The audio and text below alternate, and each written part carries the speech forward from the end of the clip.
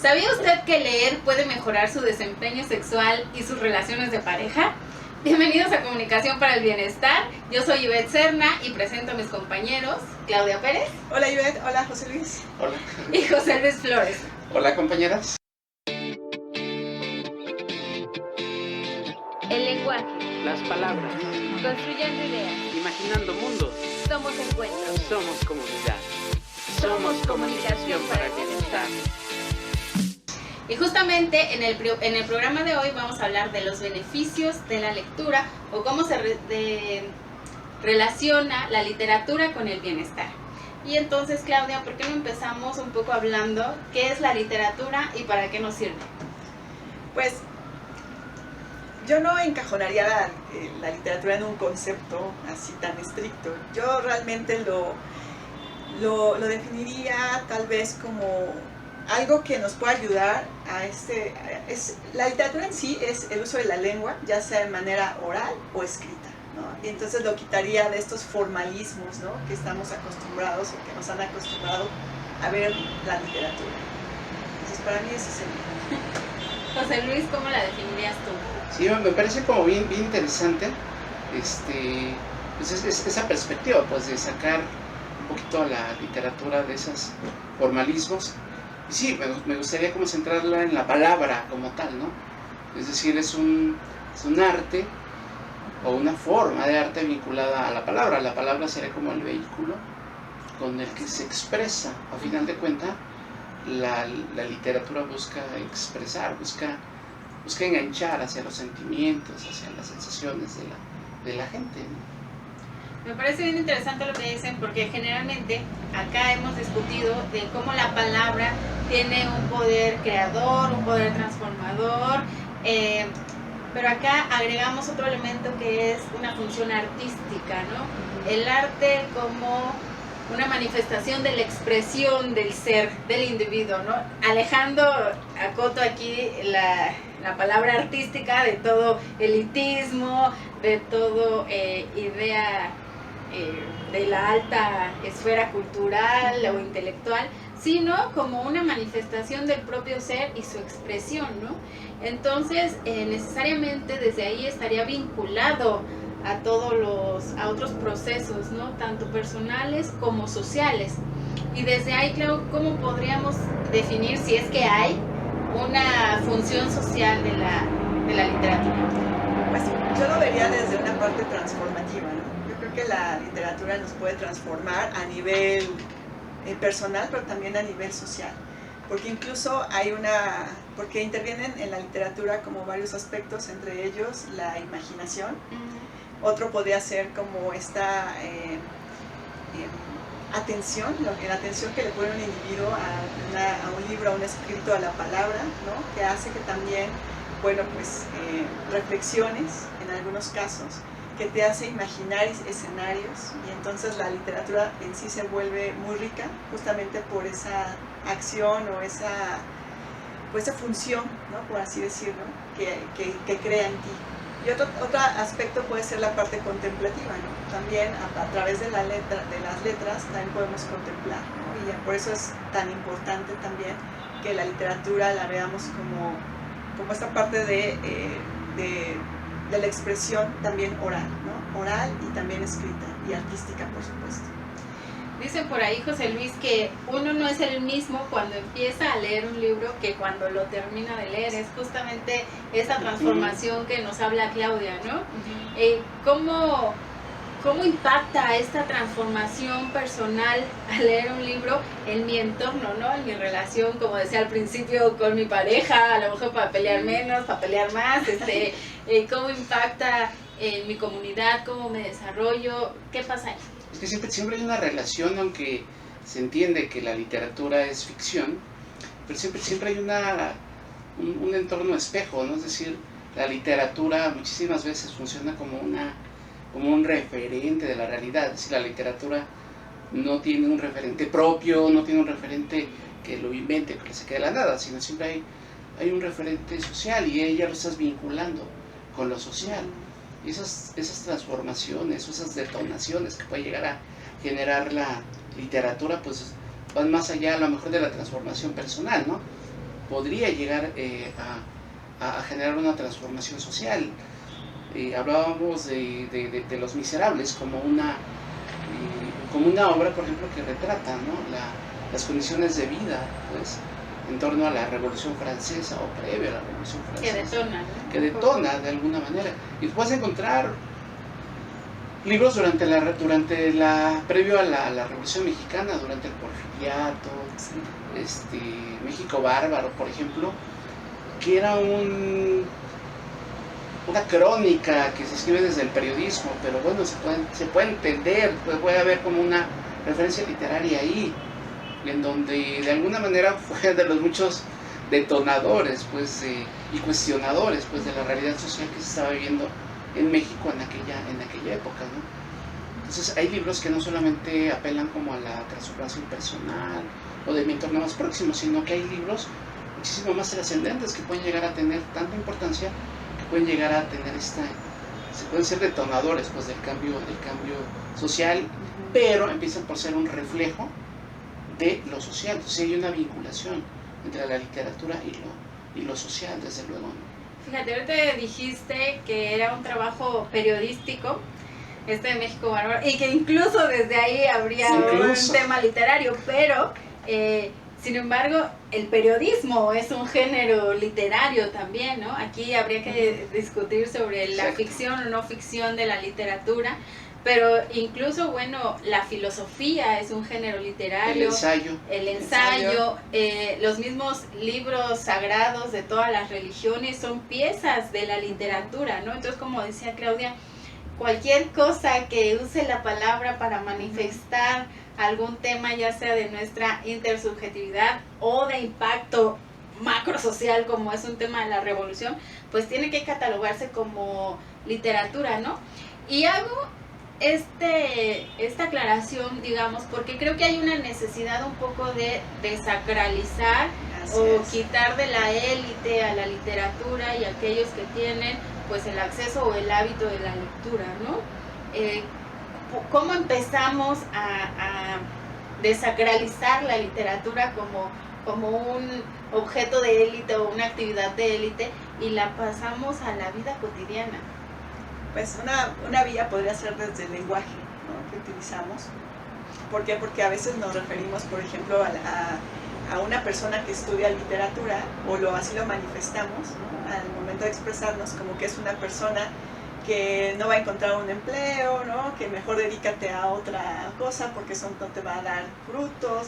Es decir, desmitificar también mucho del concepto propio de lo que es la literatura, ¿no? Y tal vez desde el lenguaje que utilizamos nosotros, desde cómo nos expresamos y desde a veces estereotipos que creamos y se van masificando, pues también tendríamos que trabajar mucho ahí, porque la literatura pues es más que esta parte elitista que mencionabas, ¿no? Entonces creo que podría ser una vía en la forma de cómo la comunicamos, pero también desde dónde participamos, porque la literatura no solamente está en las bibliotecas o no solamente está en las librerías comerciales, ¿no? La literatura también está en nuestra cotidianidad, ¿no? Y no la literatura no es nada más el libro, porque la literatura también puede ser el cómic, ¿no? También puede ser otros recursos que son bastante valiosos y que a veces se pierden en este estigma de encajar a la literatura o analizar la literatura desde la élite, ¿no? Entonces, creo que podría ser una vía desde ahí. Desde ahí. Ustedes no están para saberlo ni yo para contarlo, pero cuando yo me tocaba elegir carrera universitaria, yo quería estudiar literatura, lenguas hispánicas, ¿no? Y mi papá me dijo, ¿por qué no estudias algo en serio de verdad? Y si quieres agarras eso como un hobby, ¿no? Y eso me lleva a pensar que justamente como dice Claudia, pareciera que la literatura es una pérdida de tiempo, es no hacer nada, es no ponerse serio en la vida, es morirse de hambre, es no madurar. Sin embargo, dentro de esta necesidad, pues hay esto que necesitas expresar y que necesitas decir, ¿no? Por ejemplo, ahorita que hablabas, pensaba en el teatro, ¿no? En esta conjunción entre la palabra escrita y luego ya la palabra oral y toda la interpretación, ¿no? Entonces, ¿por qué pensamos que leer o la literatura es aquellos para que tienen tiempo, para los que no tienen nada que hacer o para los que tienen dinero y pueden ahí pasar su tiempo, ¿no? De hobby, como decía mi papá. Sí. De repente la palabra arte, de repente ya tiene como una connotación que la coloca ahí ya de entrada, tal vez en la élite o en lo que hace la gente como fuera de su cotidianidad, pues en momentos en los que de alguna manera quieres expandir tus expectativas, tu conocimiento, etcétera, y no lo vemos como mucho más cercano, mucho más en la vida cotidiana, y tiene que ver también con una cuestión educativa, ¿no? Y formativa, cómo nos acercamos a lo mejor a la literatura, ¿no?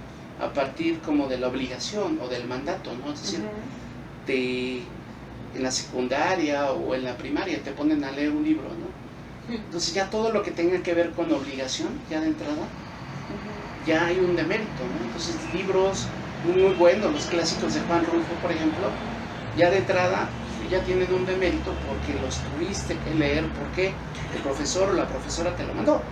Y a esa edad, en la época de la preadolescencia o adolescencia, pues es uno así como que muy contreras y no hay una manera, a lo mejor en la que uno pueda ver con buenos ojos, a lo mejor pues esa literatura. Entonces ya de entrada ahí a lo mejor habría que romper, ¿no? Con ese estigma y tal vez entrar a la literatura no por lo obligatorio, no por el mandato, sino a lo mejor explorar otro tipo de cuestiones más lúdicas, de acercarte a la literatura, ¿no?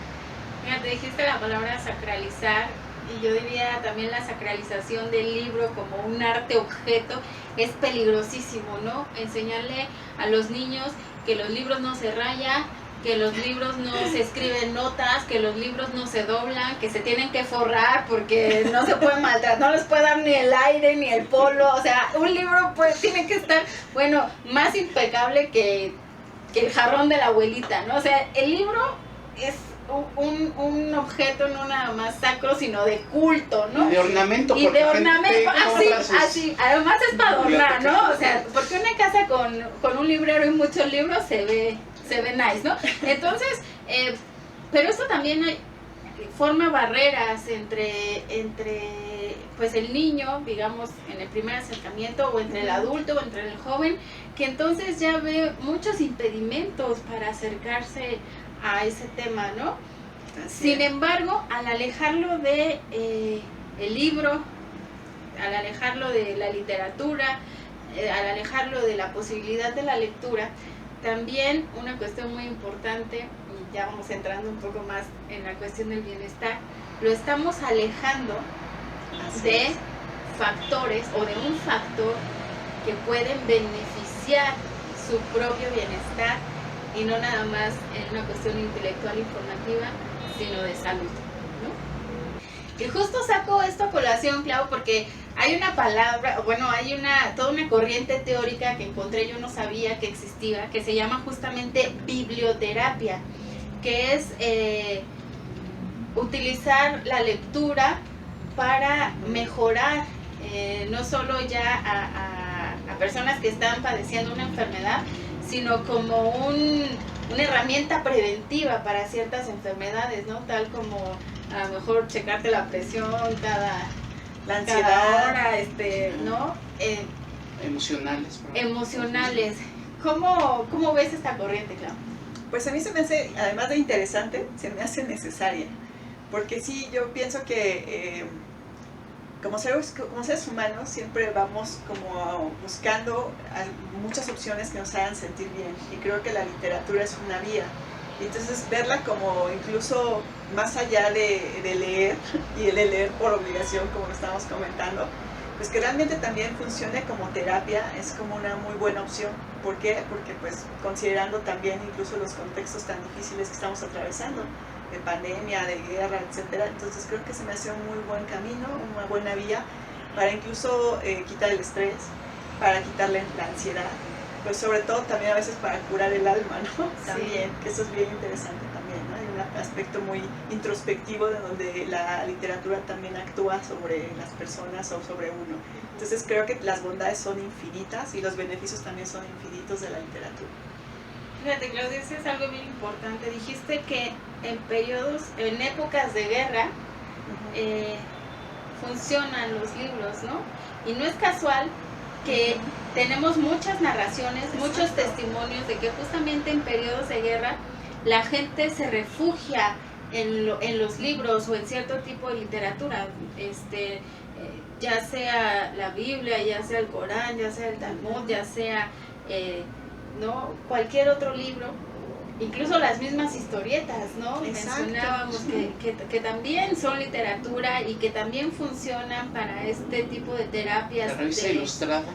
Así es. El libro vaquero, que también funcionan para estas terapias, ¿no? Porque justamente en eso se sustenta la biblioterapia, ¿no? Que hay un factor de conexión entre el ser y el libro o la revista o el cómic, lo que estemos leyendo, y entonces actúa en dos funciones. Uno es pues el ejercicio cognitivo que hablas, ¿no? Esta necesidad de estar concentrado, de estar leyendo, de estar entendiendo lo que pasa, ¿no? Que de cierta forma te aísla de lo que pasa alrededor, ¿no?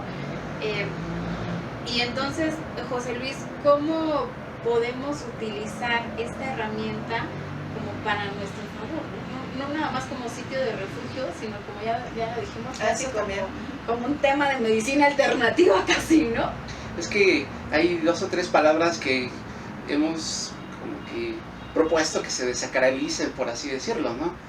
Y recuerdo ahorita que dijiste esa función que de repente tiene la literatura durante la guerra, etcétera, durante momentos así muy fuertes.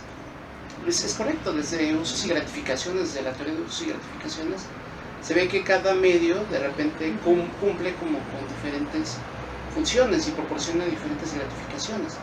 Entonces, la función evasiva también habría que desacralizar a lo mejor la palabra evasiva, no como que no te importe la realidad. Eso, exacto. Y no tener un momento en el que te puedes salir y puedes ver otras cosas, ¿sí?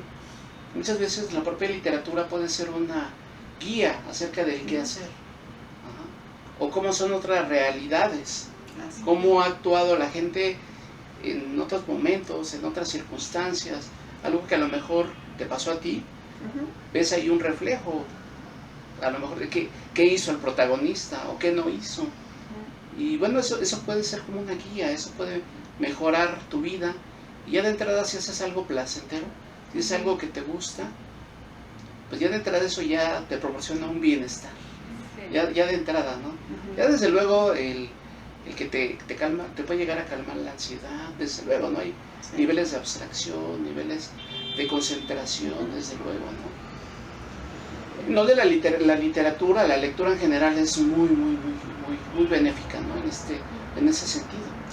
Fíjense que este tema se lo han tomado muy en serio, porque incluso la Universidad de Yale y el Centro de Cultura y de Salud británicos han realizado diferentes investigaciones de cómo la lectura tiene un impacto en el bienestar, no solo como el nivel de abstracción y en relación con lo social, sino que ya en enfermedades muy específicas, como, aquí tengo el listado, se las voy a leer, por ejemplo, la ansiedad y la depresión, los problemas sexuales y de pareja, por ahí si están adoleciendo de ello, échense aunque sea el libro vaquero, o hay otros más sugestivos que les pueden ayudar, en un duelo complicado, trastorno dismórfico corporal, trastorno obsesivo compulsivo, sobrepeso, obesidad mórbica,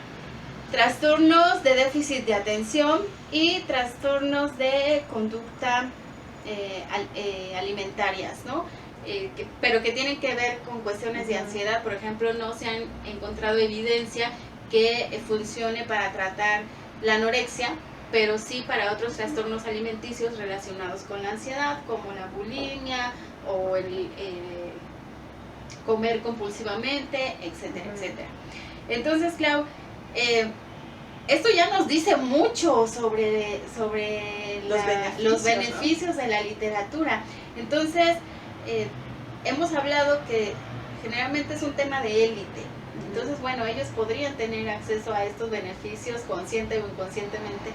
Pero ¿cómo hacemos, digamos, que la lectura entonces ahora, de ser una actividad cultural, educativa, intelectual, se convierta en una campaña de salud, ¿no? ¿Cómo lo llevamos ahí?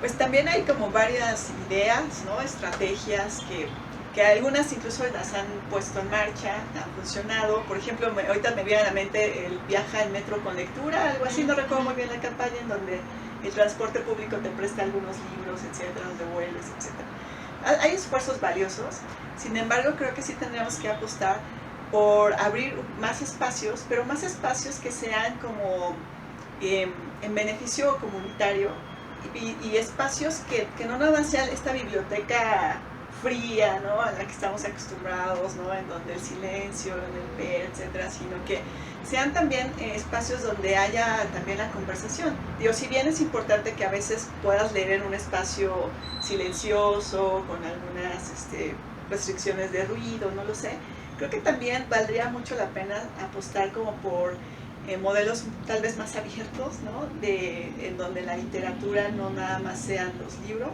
¿no?, en donde también podamos tener acceso a revistas, ¿no?, podamos tener acceso a los cómics también, ¿no?, y que, vaya, no es nuevo tampoco, pero que eso tal vez nos podría ayudar a propiciar esta parte del interés por la literatura o por los libros, en donde hace más falta incluso, ¿no? Sí.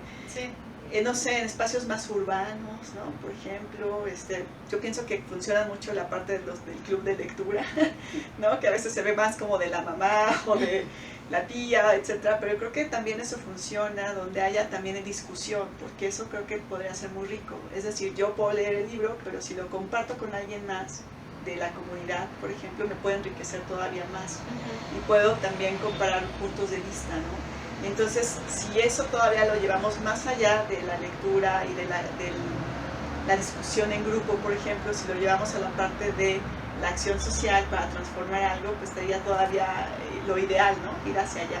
Pero a lo mejor es algo romántico en este momento, pero sería para mí algo interesante, ¿no? Está súper padre, imagínate una revolución literaria, ¿no? Vámonos, Sí. ¿no? Que Claro. hubiera esa transformación a partir de una campaña así, que impulsara los beneficios de leer. Y aquí hablábamos ya de los estereotipos que hay en torno a la literatura, pero también hay muchos estigmas, ¿no? Y esos estigmas muchas veces vienen de círculos, digamos, aparentemente ilustrados. Digo aparentemente porque luego se emiten juicios, emitimos, nosotros también a veces hemos pecado de soberbios o de criticones, y emitimos juicios a la ligera, como por ejemplo catalogar un libro o un escritor de buena o mala literatura, o de literatura ligera, y menospreciamos esas obras, pero que desde el punto de vista de la biblioterapia funcionan, ¿no? Claro. Porque mientras hagan esa conexión y ayuden al que lo lee Gracias. a tener un estado de más tranquilidad, de más autocontemplación, de más empatía con el otro, de la gestión emocional, la gestión social, pues es lo de menos lo que lean, siempre y cuando les funciona a ellos, ¿no? Pero entonces, ahora, ¿cómo rompemos estos estigmas que hemos ayudado a colocar? Bien complejo, como te decía, de repente hay una mirada, pero ya construida históricamente con respecto al libro, con respecto al acto de la lectura. Se piensa que si uno está leyendo un libro, de repente no está haciendo nada, o nada productivo, y eso se puede, digamos, se puede sumar hacia la perspectiva que tenemos, por ejemplo, acerca del ocio. En términos generales, pues, el estar de ocioso es incluso como algo mal visto, es algo indeseable. Pero bueno, el ocio es algo bien importante, el ocio es terapéutico, el ocio es necesario. Un indicador de bienestar. Un indicador de bienestar, el ocio. Y ahí podría caber desde luego la lectura, la literatura. De repente en las grandes ciudades pues podemos considerarnos privilegiados porque tenemos mayores bibliotecas, librerías, etcétera. No solamente eso, sino que algo muy interesante que ha sucedido con las bibliotecas es que muchas veces suelen convertirse o transformarse en centros culturales, en espacios en donde, por ejemplo, Claudia nos platicaba en una crónica hace una semana y media, 2 semanas, de la Biblioteca México, por ejemplo, ¿no? Es decir, todo... Era todo menos Lo que biblioteca. sí, Claro, todo el arte que rodeaba, ¿no? Y eso lo podemos ver en la Biblioteca José Vasconcelos hoy en día, ¿no? Es decir, cómo hay talleres de guitarra, cómo hay talleres de baile, cómo hay un montón de cosas muy lúdicas, muy interesantes que se pueden hacer además de la lectura, además de acercarte a libros, revistas, etcétera. Y digo que somos muy afortunados porque de repente todo esto no se replica, desde luego, en otros entornos, ya no digamos los rurales, sino estatales. ¿Sí? Y ya los rurales, pues sí, ahí hay otro tipo de problemáticas, ¿no? Que empieza por tener una biblioteca, desde luego, tener libros, poseer libros. Hemos hablado mucho de la importancia del rescate de la biblioteca pública, de transformarla, pero que siga siendo un centro de comunidad que acerque a la sociedad pues, con el libro, ¿no? La biblioteca.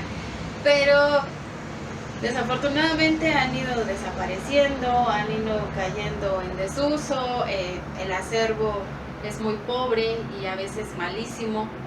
Pero a lo mejor se me ocurre que otro espacio es la escuela pública, ¿no? Los profesores que tienen que animar este acercamiento a la lectura, pero no desde la obligación, justo desde el placer y si quieren, también desde la salud, ¿no? Ya lo comentamos aquí, porque incluso estos estudios han revelado que los lectores tienen son más longevos, viven más tiempo que los no lectores, y pues tiene que ver con todos estos factores de bienestar, ¿no?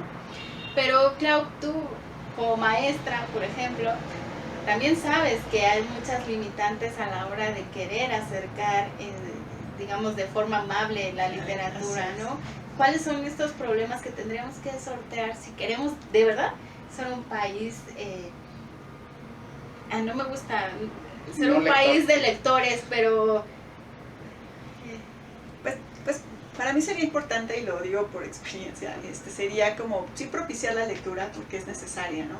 En mi experiencia como profesora de nivel universitario, de repente sí es complicado el hecho de que obligues a alguien a leer, ¿no? Entonces como que hay que encontrar otros caminos, pero que es fundamental, o sea, tampoco es de que nos tengamos que saltar eso. Pero sí creo que tendríamos que buscar estos espacios en donde la lectura sea una parte de este desarrollo personal, como lo mencionaba José Luis, pero también a lo mejor esta lectura se acompaña de una exposición, por ejemplo, ¿no? Y a lo mejor de algún taller de, no sé, de literatura, etcétera. Entonces, como que se vuelve más lúdico también, esto sería una vía para invitar también a que las personas se acerquen más a leer, ¿no? Eso sería como una vía desde mi punto de vista. Un concurso de disfraces de Harry Potter. Un concurso exacto, ¿no? O sea, por ejemplo, ¿no? O sea, sí. Quien se viste en Harry Potter es porque tuvo el contacto con el libro y leyó el libro, ¿no? Digo, posiblemente, pero ya tuve ese contacto, entonces también, o sea, como eso también es muy interesante porque se dice que los mexicanos no leemos, ¿no? También es otro de los mitos. Pero en realidad pues sí leemos, o sea, y en realidad también mucha de esta literatura también pues es como de estas narrativas, ¿no? De Harry Potter, por ejemplo, que ustedes lo mencionaban, y que va permeando también a sectores juveniles, ¿no? Que de repente se dicen, es que los jóvenes no leen, ¿no? O sea, sí leen, ¿no? Tal vez es una literatura, ¿cómo llamarla? A Harry Potter, por ejemplo, El Señor de los Anillos. Fantástica, Fantástica. Ajá, exacto, pero al final, o sea, están leyendo también, ¿no? Sí, es que justamente en este tema de los estigmas hemos hablado también de la, ¿cómo se dice? La literatura comercial, como si fuera mala la literatura comercial, o sea, todo lo que ya lleva el comercial es malo, el cine comercial. Entonces, justo es eso, hay que leer lo que nos caiga, pero hay que leer lo que nos guste. Así es. Incluso, bueno, aún fuera un Borges, si no te gusta la segunda página, bótalo, como él mismo decía, ¿no? O sea, que Sí. sean famosos no significa que sean buenos o que nos tienen que gustar a todos, como el arte, como todos los artes, también es subjetivo, ¿no? Pero Claudia hacía referencia a algo muy importante, que es estos fenómenos Sí, de exacto. lectura que se han generado a partir de estas sagas, que además se han dado a conocer a través del cine. Y ahí ya hay otra conjunción de dos artes comerciales, pero que al final están impulsando el acercamiento a la lectura Y que cruzan por la lectura. que cruzan por la literatura, ¿no? Cómo entender estos fenómenos y cómo sacarle provecho, además. Yo diría que no son nada más dos, sino es muy transmediático, ¿no? Es decir, Ujú. de ahí nos saltamos al teatro, por ejemplo, Sí, las obras de teatro de Harry Potter, ¿no? Que se estrenaron en Londres. De ahí nos pasamos al disfraz, que es otro recurso ya como tal, ¿no? Las convenciones ya como tal. sí. De ahí nos saltamos al videojuego. Ujú. Entonces, bueno, ya tenemos ahí todo un recorrido que va atravesando, ¿no? Diferentes entornos, es decir, el entorno del videojuego es bien distinto al entorno del teatro, por ejemplo, ¿no? Y quien tiene acceso a Harry Potter desde la literatura como tal, lo va a disfrutar desde la literatura, Exacto. o desde el disfraz, etcétera, ¿no? Es decir, cada quien tendrá su Harry Potter, y así como interno, desde Como su luego. joven, ya tengo un joven. Su hobby.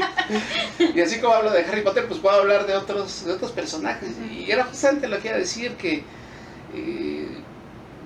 que hacía bote pronto que el mexicano no lee, tal vez habría que interpretar esas encuestas y esos números. Yo diría que la gente joven lee bastante. Cómic, por ejemplo, es decir, de repente se ve con cierto desdén. Sí, El cómic, ¿no? Sí, exacto. sí. Ese tipo de literatura como Harry Potter. Ahorita que dijiste cómic, pensaba en lo afortunado que eran nuestros papás y nuestros abuelos cuando todavía podían encontrar al Calimán, al Rarotonga, al Libro Lágrimas y Vaquero, risas. Lágrimas y Risas, Papá. Mafalda, Memín Pingüín, Condorito, Condorito, Archie, que ajá. todavía, bueno, a mí no me tocó, pues soy muy chiquita, pero Los papás. Archie, ¿no? Por ejemplo, y entonces sí practicaban la lectura, o sea, sí eran generaciones lectoras. Creo que ahora quizá ya no tenemos esa gama de posibilidades, se le echa mucho la culpa a los aparatos y tal, No. pero es que bueno, ya ni siquiera puestos de revistas hay, ¿no? En algunos barrios. Bueno, y ahora que ya hicimos un recorrido sobre todos los beneficios que trae leer, lo que sea, Clau, ¿cómo podríamos ir cerrando?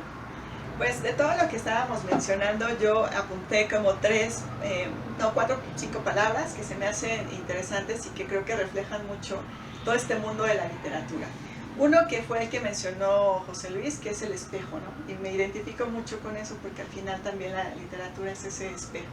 El otro es que es un referente, ¿no? Nos da un referente también personal, un referente de la vida, un referente social, etcétera. La otra es como que es también la literatura es una guía, ¿no? Es una guía que también va transitando con nosotros a través del tiempo y que se va transformando también a través de los años, ¿no? No es lo mismo cuando uno lee un cuento a los 2 años que cuando a lo mejor vuelves a leer ese cuento a los 30 años o más grande. Creo que ahí hay un cambio, entonces también es una guía. Pero lo más importante desde mi punto de vista es que la sensibilidad que la literatura te puede detonar en ti, ¿no? Y esa sensibilidad pienso que es necesaria. Cuando una persona o un ser humano es sensible, ve al otro, se ve a sí mismo, pero también ve al otro desde otra mirada, desde otra perspectiva, y de ahí creo que muchos de los beneficios de la lectura y de la literatura.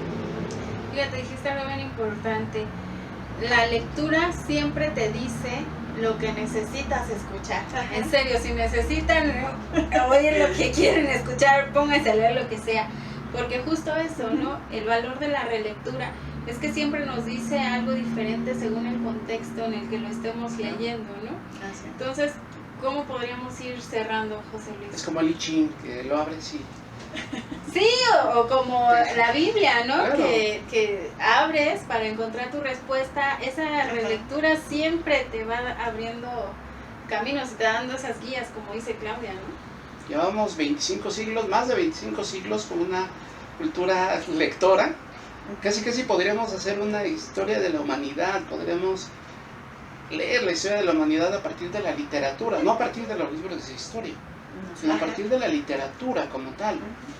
Hay libros en donde están muy en la frontera entre la ciencia y la literatura, entre la ciencia y el arte, ¿no? Digo, ahorita evoco el libro de Castaneda, por ejemplo, ¿no? Las historias de Don Juan, por ejemplo.